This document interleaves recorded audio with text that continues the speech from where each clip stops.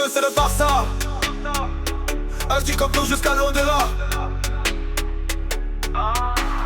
En légende sur le terrain, passion dans les veines. À 100% Barça, on joue, on gagne, on règne.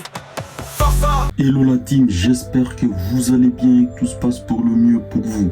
C'est un réel plaisir de vous retrouver encore aujourd'hui et vous présenter quelques informations en notre possession concernant notre club que nous aimons beaucoup, le FC Barcelone. Nous commençons par quelques photos, quelques images, quelques vidéos de l'entraînement du jour où nous voyons le talent exceptionnel des Pedri, un peu le bisoutage de Robert Lewandowski qui fêtait hier son anniversaire. Il a totalisé 37 ans.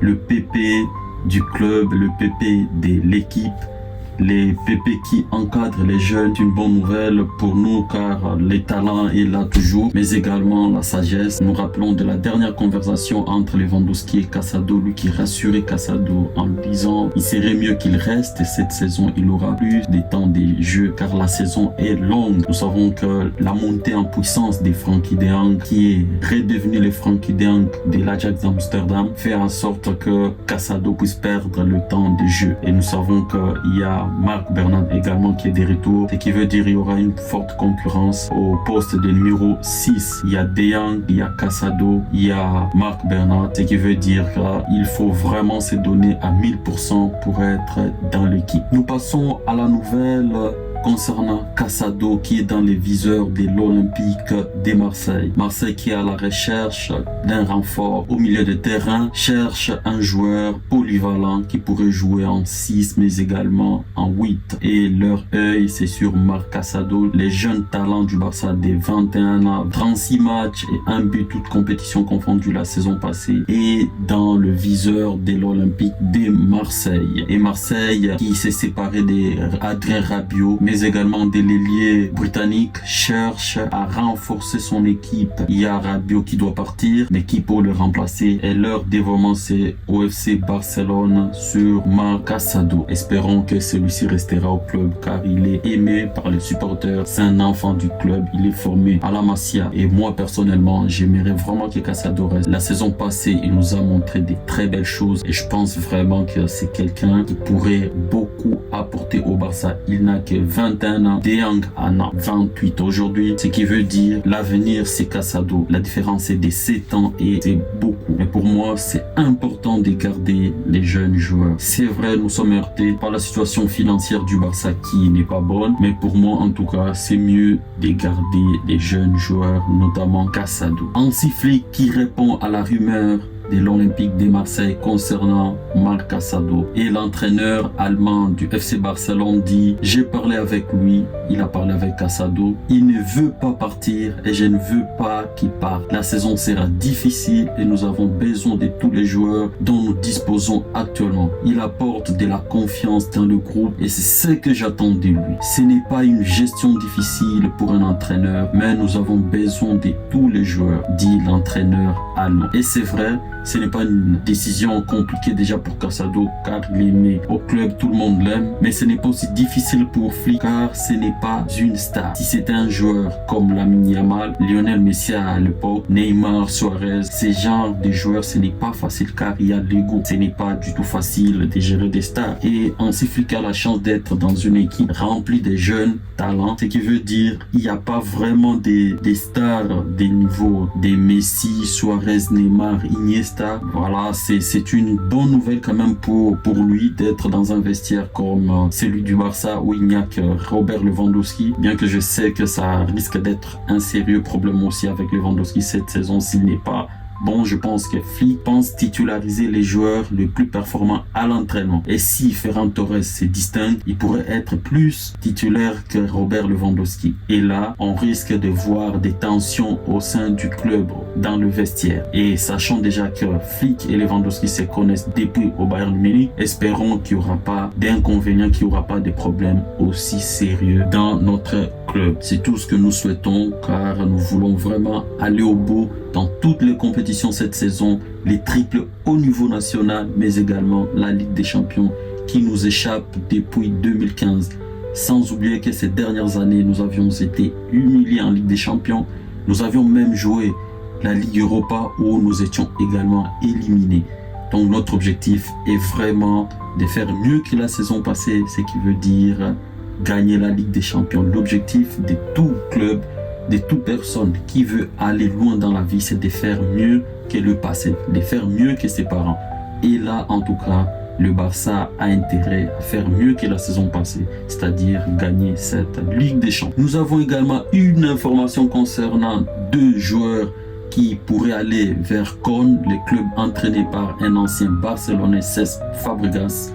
Il s'agit tout simplement de Iñaki Peña, le gardien de 26 ans qui a joué 23 matchs, toutes compétitions confondues, la saison passée, c'est-à-dire la saison 2024-2025, et les jeunes talents Hector Fort, qui n'a que 19 ans, 20 matchs la saison passée. Et ces deux joueurs intéressent Fabregas. Et c'est important à mon avis que ces deux joueurs puissent aller dans cette équipe-là. Sachant que comme gardien de but, nous avons Garcia qui est arrivé, mais également Szczęsny qui est là.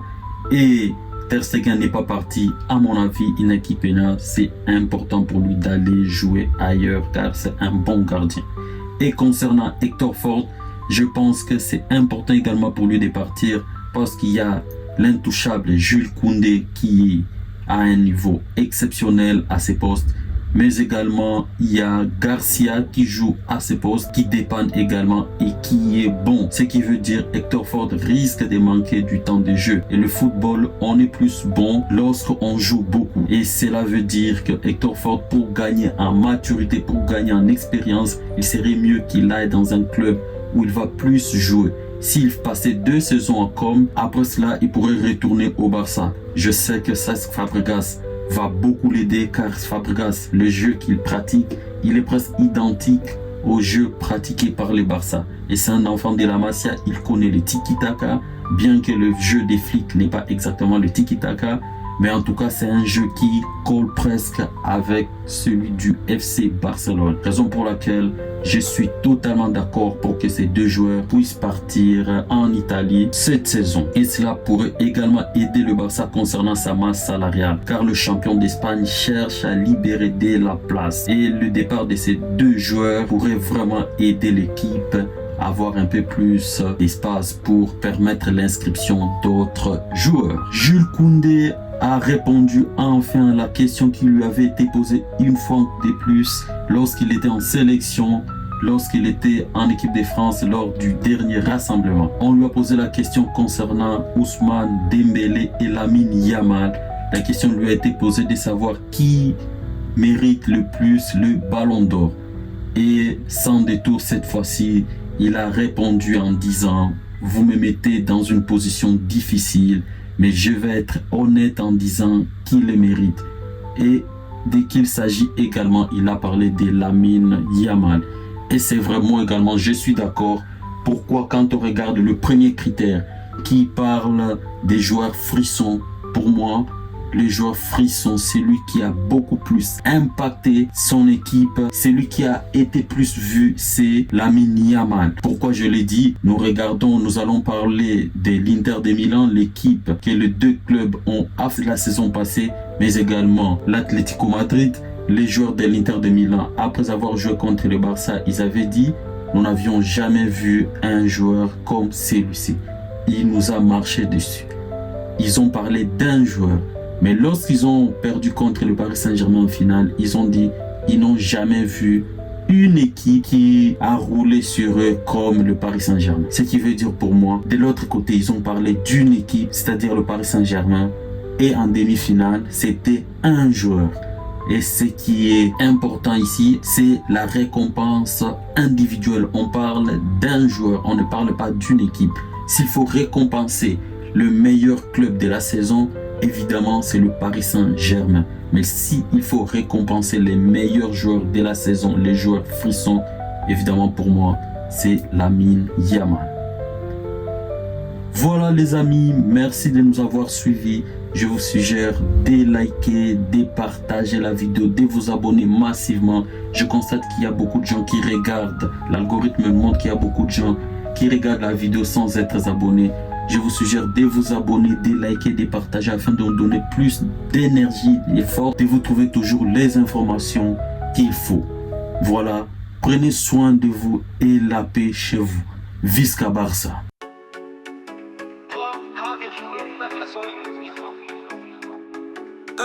C'est le feu, c'est le Barça. Du Campo jusqu'à l'au-delà.